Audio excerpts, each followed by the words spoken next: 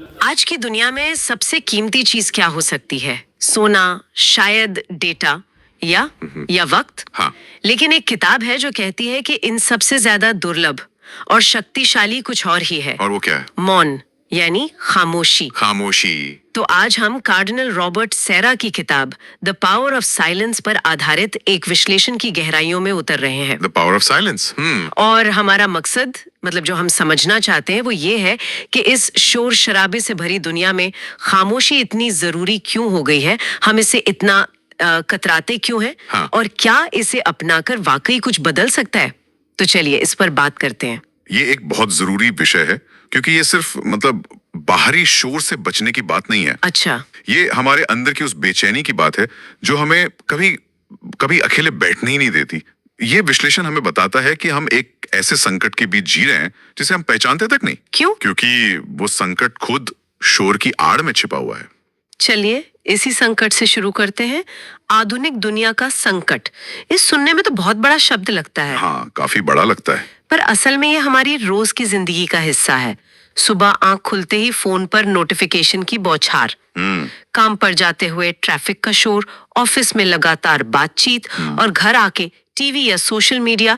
ये शोर कभी खत्म ही नहीं होता। बिल्कुल, ऐसा लगता है जैसे हमने व्यस्त रहने को ही जिंदगी मान लिया है। हाँ। और दिलचस्प बात यह है कि ये सिर्फ बाहरी शोर नहीं है जिसने हमें घेर रखा है। एक शोर हमारे अंदर भी लगातार चलता रहता है। अंदर भी? कभी सोचा है कि जब भी हमें 5 मिनट का खाली वक्त मिलता है तो हमारा हाथ अपने आप फोन की तरफ क्यों चला जाता है? हाँ, ये तो होता है। हम तुरंत कोई वीडियो, कोई गाना या कोई पॉडकास्ट चला लेते हैं। ऐसा लगता है जैसे हम अकेलेपन से नहीं बल्कि अपने ही विचारों से भाग रहे हैं। ये बात सोचने वाली है कि हमें अपने ही विचारों से डर क्यों लगता है।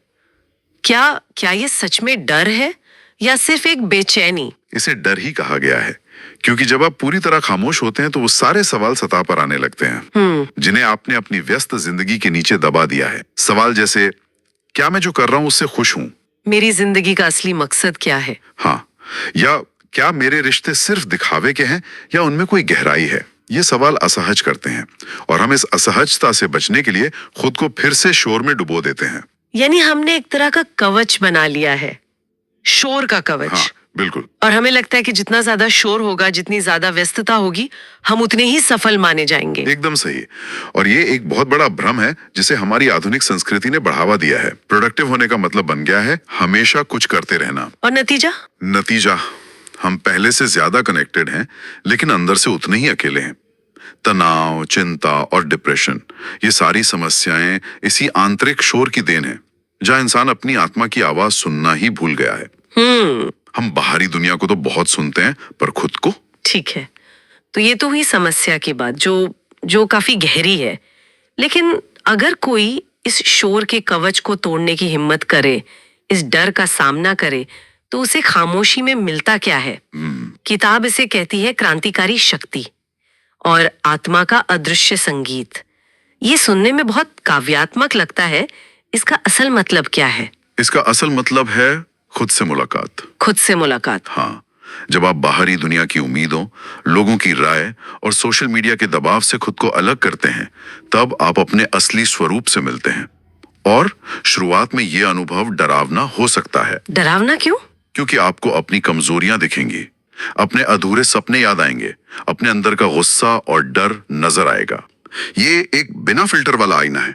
लेकिन यही इसकी सबसे बड़ी ताकत है। कैसे? जब आप अपनी इन कमजोरियों को स्वीकार कर लेते हैं तो उन्हें दूर करने की शक्ति भी आपको उसी खामोशी से मिलती है। आप ये पहचान पाते हैं कि आप असल में कौन हैं, ना कि वो जो दुनिया आपको बनाना चाहती है। ये आत्म खोज का पहला और सबसे जरूरी कदम है। इस विश्लेषण में बुद्ध, ईसा मसीह और कई ऋषि मुनियों का भी जिक्र है जिन्होंने अपनी शक्ति इसी मौन से पाई थी। हाँ। यानी ये कोई नया विचार नहीं है बल्कि एक भूली हुई सच्चाई है। ये एक सार्वभौमिक सत्य है।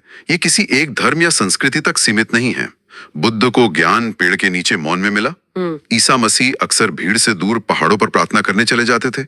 और हमारे यहाँ तो तपस्या का पूरा कॉन्सेप्ट ही मौन और ध्यान पर आधारित है। इसे एक तपस्या की तरह बताया गया है। हाँ, क्योंकि जब आप पहली बार चुप बैठने की कोशिश करते हैं तो विचारों का एक तूफान सा उठता है। हाँ, जैसे मंकी माइंड भी कहते हैं, मन एक डाल से दूसरी डाल पे कूदता रहता है। वही, मन आपको अतीत की घटनाओं में ले जाएगा, भविष्य की चिंताएं दिखाएगा। लेकिन अगर आप टिके रहे, रोज अभ्यास करते रहे, तो धीरे धीरे ये तूफान शांत होने लगता है। और तब जो स्पष्टता मिलती है वो कमाल की होती है। आपके फैसले बेहतर हो जाते हैं, आप दूसरों की बातों को ज्यादा ध्यान से और बिना किसी पूर्वाग्रह के सुनने लगते हैं, और आपके रिश्तों में एक नई गहराई आती है। ये जो रिश्तों वाली बात है, ये बहुत दिलचस्प है। हमें लगता है कि रिश्ते बातचीत से मजबूत होते हैं, लेकिन यहाँ कहा जा रहा है कि मौन भी उन्हें गहरा करता है। हाँ, क्योंकि सच्चा मौन खालीपन नहीं है।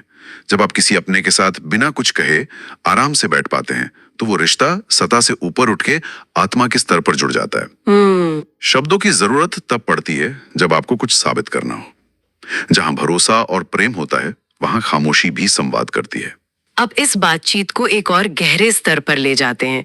विश्लेषण में मौन को सीधे सीधे आध्यात्मिकता और ईश्वर से जोड़ा गया है। हाँ, एक बहुत ही शक्तिशाली वाक्य है, ईश्वर हमेशा मौन में प्रकट होते हैं। इसका क्या अर्थ है, खासकर आज के संदर्भ में? इसका गहरा अर्थ यह है कि हम ईश्वर को अक्सर शब्दों, प्रार्थनाओं और कर्मकांडों में ढूंढते हैं। सही बात है। लेकिन हम उस माध्यम को भूल जाते हैं जिसमें ईश्वर की आवाज सबसे साफ सुनाई देती है, और वो है मौन। आप सोचिए, श्रोत हमें मूसा का उदाहरण देता है। जब ईश्वर ने उनसे बात की तो कोई बिजली नहीं कड़की, कोई तूफान नहीं आया। वो एक रेगिस्तान में अकेले थे, और ईश्वर की उपस्थिति एक जलती हुई झाड़ी के शांत लेकिन गहन अनुभव में थी। आवाज से ज्यादा महत्वपूर्ण वो माहौल था, वो खामोशी थी। बिल्कुल। और ईसा मसीह का उदाहरण भी इसी तरह का है। वो भीड़ को उपदेश देते थे, लेकिन ईश्वर से संवाद करने के लिए हमेशा एकांत और खामोशी चुनते थे। तो प्रार्थना सिर्फ बोलना नहीं है। प्रार्थना सिर्फ बोलना नहीं है, बल्कि सुनना भी है, और सुनने के लिए चुप होना जरूरी है। हम अपनी मांगे और शिकायतें तो ईश्वर के सामने रख देते हैं, लेकिन जवाब सुनने के लिए कभी कभी ठहरते नहीं। शब्दों के बीच का जो मौन है, जो ठहराव है, असल में वही प्रार्थना का सबसे पवित्र हिस्सा है। इसी से जुड़ा एक और मुद्दा उठाया गया है, लिटर्जी, यानी हमारे धार्मिक अनुष्ठानों का। हाँ, ये बहुत प्रासंगिक है। ये कहा गया है कि आज के धार्मिक अनुष्ठानों ने अपना मौन खो दिया है। ये तो एक बड़ी आलोचना है। हाँ है। आज हम सोचते हैं कि भक्ति का मतलब है भव्यता। हम धार्मिक कार्यक्रमों को ज्यादा से ज्यादा आकर्षक बनाने की कोशिश करते हैं। तेज संगीत, ऊंची आवाज में भजन, जोशीले प्रवचन। हम हर पल को किसी न किसी गतिविधि से भर देना चाहते हैं। सही कहा। इस प्रक्रिया में हम उस चीज को खो देते हैं जो किसी भी पवित्र स्थान का सार होती है, उसकी शांति, उसका सन्नाटा। ये वैसा ही है जैसे किसी पुराने शांत मंदिर में घुसते जो एक सुकून का एहसास होता है। हाँ। वो शायद किसी बड़े शोरगुल वाले धार्मिक आयोजन में नहीं मिलता। आपने बिल्कुल सही पकड़ा। वो जो शांति है, वही हमें अपने अंदर झांकने और उस दिव्य शक्ति से जुड़ने का मौका देती है। जब हर तरफ शोर होता है तो हमारा ध्यान बाहर की तरफ रहता है, अंदर की तरफ नहीं जा पाता। हम एक दर्शक बन के रह जाते हैं, साधक नहीं बन पाते। लेखक का तर्क है कि हमें अपने धार्मिक अनुष्ठानों में मौन को वापस लाने की जरूरत है, ताकि लोग सिर्फ देखें या सुने नहीं, बल्कि अनुभव करें। ठीक है, ये सारी बातें सुनने में बहुत गहरी और सच भी लगती हैं। लेकिन अब आते हैं सबसे मुश्किल सवाल पर। एक आम इंसान जो अपनी नौकरी, परिवार और रोज की भागदौड़ में फंसा है, वो इस मौन को अपनी जिंदगी में कैसे लाए? ये एक आदर्श स्थिति लगती है, लेकिन व्यवहारिक कैसे बनाया जाए? देखिए, इसकी शुरुआत बहुत छोटे कदमों से होती है। ये विश्लेषण किसी को योगी बनकर पहाड़ों पर जाने के लिए नहीं कह रहा। अच्छा। तरीका बहुत सरल है। हर दिन सिर्फ 10 से 15 मिनट के लिए खुद के साथ बैठना। बस कोई फोन नहीं, कोई टीवी नहीं, कोई किताब नहीं, कोई संगीत नहीं, सिर्फ आप और आपकी सांसें। ये सुनने में जितना आसान लगता है, करने में उतना ही मुश्किल है। मुश्किल है? जैसा कि हमने पहले बात की, शुरुआत में तो विचारों का तूफान उठेगा, मन बेचैन हो जाएगा, लगेगा कि मैं अपना समय बर्बाद कर रही हूँ। हाँ, और ये स्वाभाविक है। पहले कुछ दिन, शायद कुछ हफ्ते, बहुत बेचैनी होगी। मन 100 बहाने बनाएगा उठने के लिए। आपको लगेगा कि ये मेरे बस की बात नहीं है। लेकिन इसे एक मानसिक व्यायाम की तरह देखना है। जैसे पहले दिन जिम जाकर शरीर में दर्द होता है, वैसे ही पहले कुछ दिन मौन में बैठने पर मन में बेचैनी होती है। तो यहाँ पर जबरदस्ती टिके रहना है। जबरदस्ती नहीं, बल्कि धैर्य के साथ। बस ये तय करना है कि मैं 10 मिनट बैठूंगा, चाहे जो हो जाए। विचारों को आने जाने दें, उनसे लड़े नहीं, उन्हें बस एक दर्शक की तरह देखें। और धीरे धीरे धीरे धीरे अभ्यास के साथ आप देखेंगे कि विचारों के बीच का अंतराल बढ़ने लगा है, मन थोड़ा शांत होने लगा है, और फिर एक दिन आपको उस आंतरिक शांति की पहली झलक मिलेगी जिसका जिक्र इस किताब में है। और इसका हमारे बाकी के दिन पर क्या असर पड़ेगा? इसका असर चमत्कारी हो सकता है। जब आप दिन की शुरुआत इस आंतरिक शांति के साथ करते हैं तो आप बाहर के शोर और तनाव से बेहतर तरीके से निपट पाते हैं। अच्छा, आप छोटी छोटी बातों पर गुस्सा नहीं होते, ज्यादा धैर्यवान बन जाते हैं, और आपके काम में आपका फोकस बढ़ जाता है। ये 10 मिनट का निवेश आपके बाकी के 23 घंटे और 50 मिनट को बेहतर बना देता है। तो आज की इस पूरी बातचीत को अगर समेटें तो इसका निचोड़ क्या है? हमने फोन के शोर से अपनी यात्रा शुरू की और आत्मा की खामोशी तक पहुंचे। ऐसा लगता है कि सबसे बड़ा संदेश यही है कि मौन यानी खामोशी कोई खालीपन या कमजोरी नहीं है, नहीं, बल्कि ये हमारी सबसे बड़ी और शायद सबसे भूली हुई ताकत है। बिल्कुल सही। ये खुद को रिचार्ज करने का तरीका है। ये हमारे बिखरे हुए मन को शांत करने, खुद को दूसरों की राय से ज्यादा अहमियत देने और जीवन के असली मतलब को समझने का एक शक्तिशाली रास्ता है। ये हमें उस चीज से दोबारा जोड़ता है जिसे हमने इस भागदौड़ में कहीं पीछे छोड़ दिया है।